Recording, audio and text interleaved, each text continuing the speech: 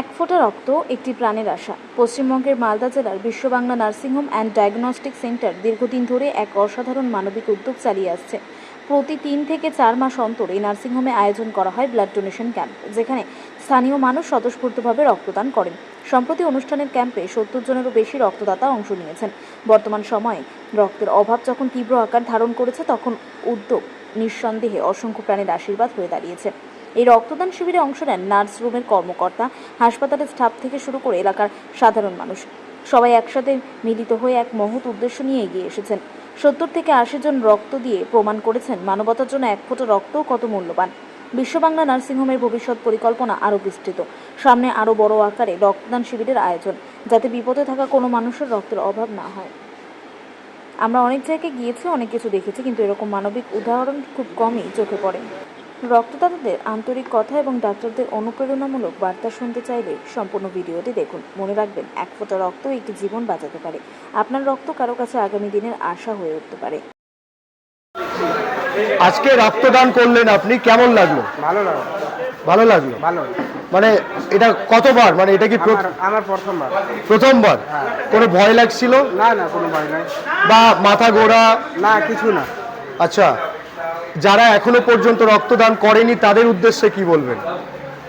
ওদের বলবো আরো আসো যেন ভালো করে দেয়, কিছু ভয় নাই আতি। যারা কেউ দিছে ভয়ও করছে, মনে মনে ভয় করছে কিছু হবে নাকি, না কিছু হবে না। আপনি তো একটু আগেই দিলেন, হ্যাঁ তাই না?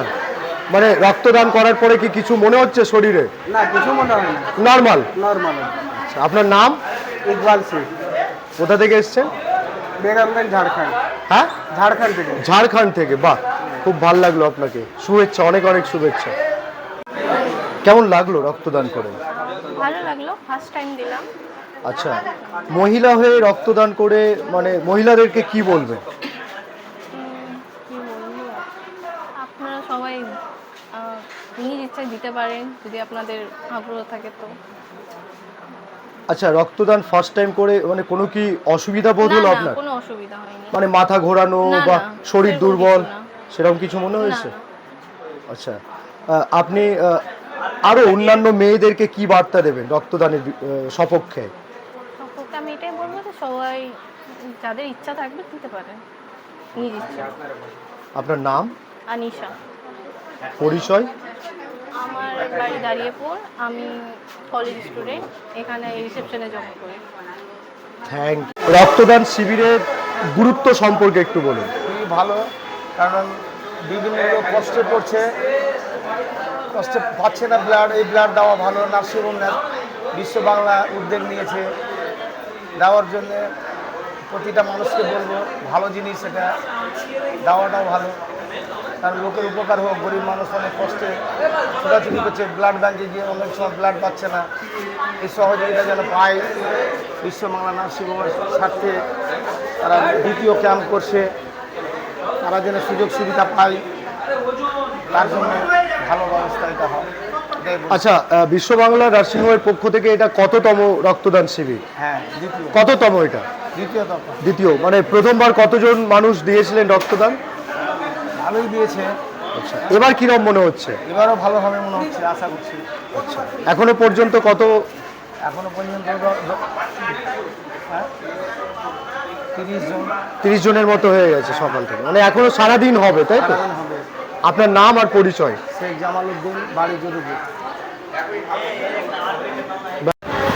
কেমন লাগছে রক্তদান করে? রক্তদান শুরু করতে আমাকে অনেক খুবই একদম আনন্দিত লাগলো, আমাকে খুব ভালো লাগলো।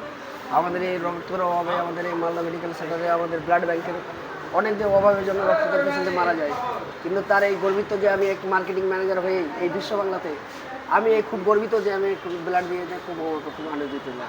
আচ্ছা, যারা ব্লাড দেব করেও দিচ্ছে না তাদেরকে কি বলবেন? যারা দিচ্ছে না তাদের পক্ষে তো আমি একটা বড় এক্সকিউজ, মানে আমি একটা জানতে পরিচিত বলতে চাই যে না দেওয়াতে সব থেকে ক্ষতি, আর দেওয়ার পর তো থাকলে গেলে আপনাকে ব্লাডের এক্সকিউশন হওয়ার পরে অনেক মানে শুভেচ্ছা মানে ভালো থাকে।